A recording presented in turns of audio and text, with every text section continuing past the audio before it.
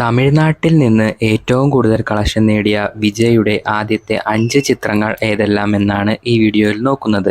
5ാം സ്ഥാനത്തുള്ള ചിത്രം വിജയ് ലോകേഷ് കനകരാജ് സംവിധാനത്തിൽ വിജയ് സേതുപതിയും ഒരു പ്രധാന വേഷത്തിലെത്തിയ മാസ്റ്റർ ആണ് 5ാം സ്ഥാനത്തുള്ളത്. മാസ്റ്റർ തമിഴ്നാട്ടിൽ നിന്നും 140 കോടി രൂപയാണ് സ്വന്തമാക്കിയത്. ചിത്രം പൊങ്കൽ റിലീസായാണ് എത്തിയത്. 4ാം സ്ഥാനത്തുള്ള ചിത്രം വിജയ് അറ്റ്ലി കോംബോയിലെത്തിയ ബിഗിലാണ്. ബിഗിൽ തമിഴ്നാട്ടിൽ നിന്നും 144 കോടി നേടിയിരുന്നു. ചിത്രം ദീപാവലിക്കാണ് എത്തിയിരുന്നത്. 3ാം സ്ഥാനത്തുള്ള ചിത്രം വിജയ് വംശി കോംബോയിലെത്തിയ വാരിസാണ്. വാരിസ് തമിഴ്നാട്ടിൽ നിന്നും 145 കോടി രൂപ നേടിയിരുന്നു. ചിത്രം തുനുവിൻ്റെ ഒപ്പം ക്ലാഷ് റിലീസായിരുന്നു. ചിത്രം പൊങ്കലിനാണ് എത്തിയത്. 2ാം സ്ഥാനത്തുള്ള ചിത്രം വിജയ് വെങ്കട് പ്രഭു കോംബോയിലെത്തിയ ഗോട്ടാണ്. ഗോട്ട് തമിഴ്നാട്ടിൽ നിന്നും 220 കോടി രൂപ സ്വന്തമാക്കിയിരുന്നു.